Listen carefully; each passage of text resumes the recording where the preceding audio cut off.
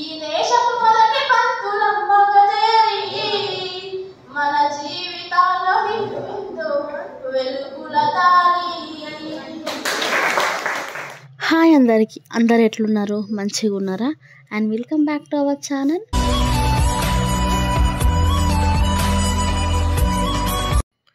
మరి ముచ్చటకు వస్తే ఇది నాకు స్పెషల్ వీడియో అండ్ మన ఛానల్లో first video. Last year BEd చేస్తున్నప్పుడు ప్రాజెక్ట్ వర్క్లో భాగంగా టీచర్స్ డేకి ముందు కళాకారుల దినోత్సవం అని ఒక ప్రోగ్రాం కండక్ట్ చేసుకున్నాము. నాకు అయితే టీచర్ ఫీల్డ్ అంటే చాలా చాలా ఇష్టము. కాబట్టి నేను సావిత్రిబాయి పూలే పాత్రను ఎంచుకున్నాను. నేను చబ్బి ఉండేదాన్ని, చిన్నప్పటి నుంచి చబ్బి ఉంటాను. కాబట్టి నాకు ఆ సావిత్రిబాయి పూలే గెటప్ కూడా సెట్ అవుతుంది అని చెప్పి మా ఫ్రెండ్స్ అండ్ మా సార్ వాళ్ళు కూడా అందరు చెప్తే నేను సావిత్రిబాయి పూలేకి ఒప్పుకున్నాను. సావిత్రిబాయి పూలే అంటే ఫస్ట్ మహిళా టీచర్. ఆమె జీవితంలో చేసినటువంటి సహాయాలు, ఎదుర్కొన్న కష్టాలు అన్నీ కూడా ఈ వీడియోలో ఉన్నాయి. చూసి మీ ముచ్చట్లన్నీ కమెంట్ బాక్స్లో తెలియచేయండి. And please subscribe to my channel. Please support చేయండి. నాకు 9వ ఏటనే జ్యోతిరావు పూలేతో వివాహమైనది. అప్పుడు నా భర్తకు 12 సంవత్సరాలు. నిరక్షరాస్యులైన నాకు నా భర్త మొదటి గురువు అయినాడు. ఇంట్లోనే అక్షరాభ్యాసం చేయించి నన్ను విద్యావంతురాలు చేశాడు నా భర్త. ఆధునిక భారతదేశంలో మొట్టమొదటి మహిళా ఉపాధ్యాయురాలు నేను. అందుకు చాలా గర్విస్తున్నాను. 1848 జనవరి 1న పూణే నగరంలో తక్కువ కులాల బాలికల కోసం మొట్టమొదటిసారిగా పాఠశాలను ప్రారంభించాను. ఈ విధంగా చేయడం ద్వారా అగ్ర కులాలకు నచ్చలేదు. నా మీద చాలా వేధింపులు జరిగాయి. నన్ను చాలా కష్టపెట్టాను, చాలా బాధలు పడ్డాను. రోజు పాఠశాలకు వెళ్తుంటే నా మీద బుద్ధ చల్లేవారు. చాలా మంది వచ్చి అడిగేవారు, నీకు ఇది చేయడం అవసరమా, ఎందుకు ఇలా చేస్తున్నావు, మానేసిపోయి స్కూల్ అని అని చెప్పేవారు. నేను గట్టిగా ఒకటే మాట చెప్పేదాన్ని, ఇది నా విధి, నేను నిర్వహిస్తున్నాను అని గట్టిగా చెప్పేదాన్ని. తర్వాత ముందు కాలాల్లో నాకు విధిని గుర్తించి నాకు చాలా మంది సహాయకారులు ముందుకు వచ్చారు. దీనికి చాలా సంతోషపడ్డాను. 1848 సంవత్సరంలో మన దేశంలో విద్యా ఉద్యమం చేపట్టిన మొట్టమొదటి మహిళా ఉపాధ్యాయురాలు నేను. 1852 సంవత్సరంలో స్త్రీల విద్యాభివృద్ధి కోసము, సామాజిక చైతన్యపరచడం కోసం ప్రజల్ని, స్త్రీలను సత్యశోధక సమాజాన్ని స్థాపించాను. 1878 సంవత్సరంలో వితంతు పునర్వివాహాల కోసమే పోరాడాను. దాంట్లో నేను కొన్ని కావ్యాలను రాశాను. వాటి పేర్లు కావ్య పూలే, పావన కాశీ, సుబోధ్ రత్నాకర్. మధ్యాహ్న భోజన పథకము, అందరికీ విద్య, పేరెంట్స్ మీటింగ్, సంక్షేమ హాస్టళ్లు, వీటిని ప్రారంభించి విజయవంతంగా నడిపాను. గుడిసెకు తిరిగి జోలే పట్టుకొని సహాయ సహకారాలు అందించాను స్త్రీలకు, నా పూణే నగర వాసులకు. గుడిసెకు తిరిగి పిల్లల్ని బడిలో చేర్పించే పరిపాలన కార్యక్రమం ఆనాడే చేశాను. నా జీవితంలో ఒక బాధాకర సంఘటన జరిగింది. 1890వ సంవత్సరం నవంబర్ 28న నా భర్త జ్యోతిరావు పూలే మరణించడం జరిగింది. దీంతో నేను చాలా బాధకు గురయ్యాను. నా భర్త స్థితికి నేను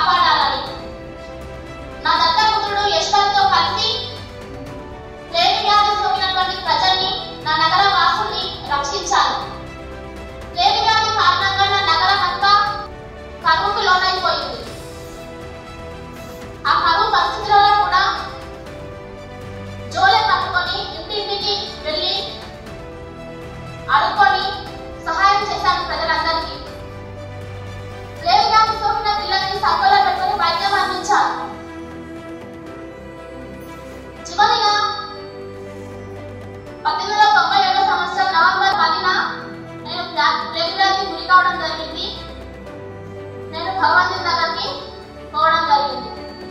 ఇది నా ప్రయాణం. నేను మరణించిన తర్వాత దేశంలో నా జయంతిని ఉపాధ్యాయ దినోత్సవం జరుపుకోవడం నాకు చాలా సంతోషంగా ఉంది. అది నేను చాలా గర్విస్తున్నాను.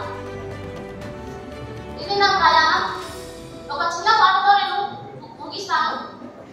అనగారిన జీవితాలో అక్షరదాని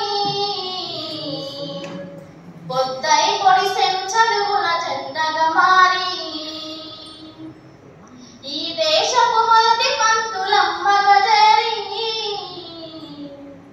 మన జీవితాల్లో నింపిందో వెలుగుల దారి. అనగారిన జీవితాల్లో అక్షరదారి పొద్దై పొడిసెను చదువుల జెండగా మారి ఈ దేశపు మొదటి పంతులమ్మగా చేరి మన జీవితాల్లో నింపిందో వెలుగుల దారి.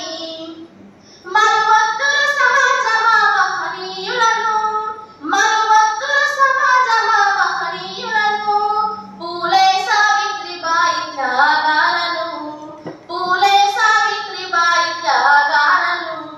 అనగారిన జీవితాల్లో అక్షరదారి పొద్దై పొడిసెను చదువుల జెండగా మారి ఈ దేశపు మొదటి పంతులమ్మగా చేరి మన జీవితాల్లో నింపిందో వెలుగుల దారి. అజ్ఞానం కమ్ముకున్న రోజులను ఆ చీకటిని చీల్చేసిన మేధస్సులు, అజ్ఞానం కమ్ముకున్న రోజులను ఆ చీకటిని చీల్చేసిన మేధస్సులు, బలపం పట్టించిన బాధ్యతలను ఆ సంఖ్యలను తెంపిన జ్ఞాపకాలను, బలపం పట్టించిన బాధ్యతలను ఆ సంఖ్యలను తెంపిన జ్ఞాపకాలను. మరువద్దుల సమాజమా మహనీయులను, మరువద్దుల సమాజమా మహనీయులను, వాటిని అందుకొని సాధించగలన దళములు. అనగారిన జీవితాల్లో అక్షరదారి పొద్దై పొడిసెను చదువుల జెండగా మారి ఈ దేశపు మొదటి పంతులమ్మగా చేరి మన జీవితాల్లో నింపిందో వెలుగుల దారి. నీ భవిష్యత్తుకు పునాదేసే పుస్తకాలను మన మస్తకంలో బంధించరా అక్షరాలను.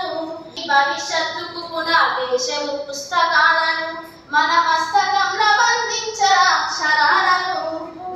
చదవాలన పేదల కన్నీటి దారను, చదవాలన పేదల కన్నీటి దారను, వెతకాలిన జగజ్జేత అన్వేషణను, వెతకాలిన జగజ్జేత అన్వేషణను.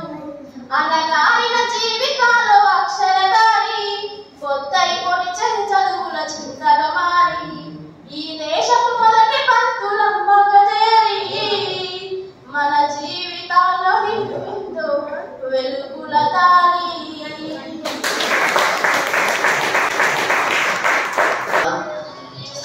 స్త్రీ విద్యాభ్యాసం కోసం స్త్రీలను చదువులలో ముందంజలు వేయడం కోసం మనకు సావిత్రిబాయి ఎంతగానో కృషి చేసిన విషయం మనకు తెలిసిందే. ఆమె జీవితంలో జరిగిన కొన్ని సంఘటనలను మనకు కళ్ళకు కట్టినట్టు చూపించింది మౌనిక గారు.